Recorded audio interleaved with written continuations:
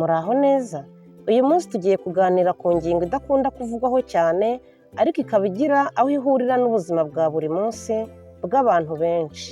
Iyi ngingo ntijya ikunda kuvugwa mu ruhame, usanga ukeneye ubusobanuro bwayo buhagije akubariza mu mwiherero.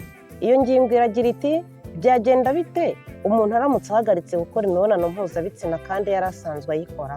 Ni ikibazo gishobora gutera urujijo, impaka cyangwa se kikabyutsa amarangamutima atandukanye bitewe n'imyaka umuntu afite, imyemerere, aho akomoka n'ibyo yanyuzemo mu buzima bwe bwite.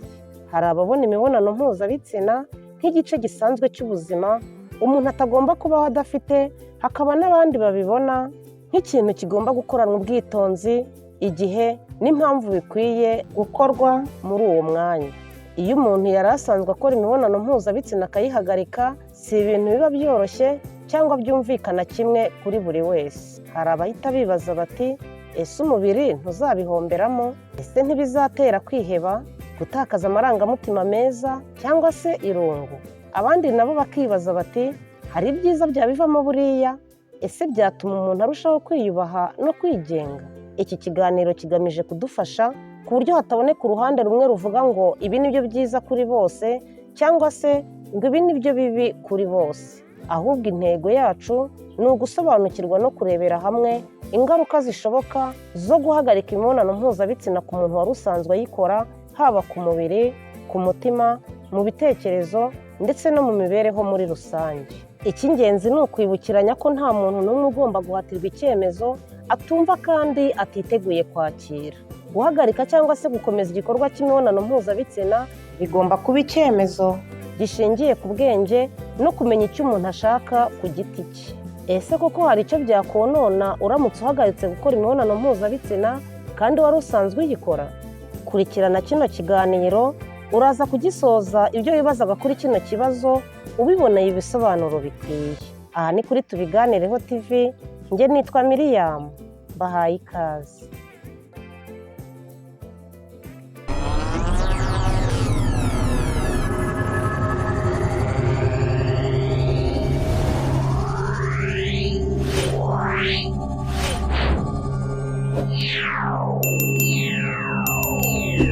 Iyo umuntu ahagaritse gukora imibonano mpuzabitsina mu gihe yari asanzwe ayikora, hari impinduka zimwe na zimwe zishobora kumubaho.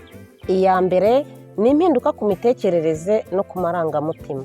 Guhagarika kino gikorwa bishobora gutuma umuntu agira stress nyinshi cyangwa akagira irari. Kudakora imibonano mpuzabitsina bishobora kuzamurira nyiri ukubihagarika irari rikabije, kwigunga cyangwa kwiyumvamo umunaniro wo mu mutwe ku buryo buhoraho. Ashobora kandi kwitakariza icyizere cyangwa se rimwe na rimwe akihagararaho kuko biterwa n'impamvu yamuteye guhagarika icyo gikorwa cy'imibonano mpuzabitsina.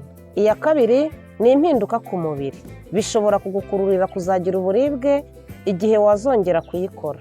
Ku bagore bishobora gutera kumagara mu myanya y'ibanga cyangwa kubura ubushyuhe bitewe no kudakoresha imyanya ndangagitsina ibyo yagenewe.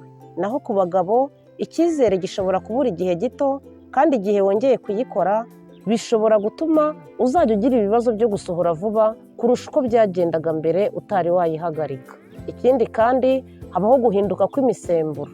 Nubwo imibonano atari yo yonyine igenga imisemburo, ariko kuyihagarika igihe kirekire byonona imisemburo nka estrogene igenga iki gikorwa, ugasanga iburijwemo, wazongera kujya kwishakashaka ubugabo ugasanga biragoranye ku buryo biviramo no kubireka noneho utabishaka, ariko mu mutwe byari byaragarutse, mu bwonko ukumva wabikora ariko wagera ku mubiri ugasanga biranze. Izi ngaruka rero zishobora kubageraho ku buryo butandukanye.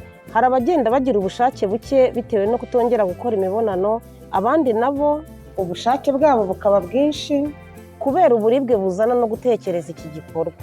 Bishobora kandi guteza ikibazo cyo kwirangirizaho bari ku buriri, aha ni ku bagabo. Ibi ni umubiri ubyikoresha ubwawo kuko nawe biramutungura agakanguka agasanga byamubayeho. Iya gatatu ni impinduka mu mubano n'uwo mwabanaga. Igihe cyose habaye impinduka ku mibonano mpuzabitsina bitera kwishishana hagati y'abasanzwe babana, bigakurura kudahuza no mu bindi bikorwa bari bafatanyije. amakimbirane akinjira mu muryango, ingaruka zikagera no ku bana, maze abo mu muryango bakarangwa no kwiheba kandi byarakuruwe n'umwanzuro w'umuntu umwe. Ibindi bishobora kubaho nyuma yo guhagarika gukora imibonano mpuzabitsina wari usanzwe uyikora ni ukwiyongera kw'imvune zo mu mubiri, cyane cyane mu mitekerereze, kuko umubiri utabona liberasiyo segisiwere cyangwa se orugasime uba ukwiye kubona mu buzima busanzwe. Guhagarika gukora imibonano mpuzabitsina ku muntu wari usanzwe uyikora si ikintu cyoroshye, ariko si n'ikidashoboka. Gusa bigira ingaruka zitandukanye ku mubiri no ku mitekerereze bitewe n'imyaka, ubuzima n'impamvu yabyo. Ariko kandi bishobora gutuma umuntu yimenya neza ubwe kurusha mbere. Icyiza ni uko umuntu yafata uwo mwanzuro abisobanukiwe bihagije, atagizweho igitutu n'impamvu iyo ari yo yose, kandi akita ku buzima bwe bwose muri rusange. Ubuzima bwiza, isoko y'iterambere ry'umuryango. Nkwifurije kugira ubuzima bwiza. Ndagushimiye. Mugire amahoro, naho ubutaha. Ndagukangurira gukora like kuko ni ingenzi cyane, ukore subscribe, ukore kukazogera kugira ngo tujye tubana mu bindi biganiro.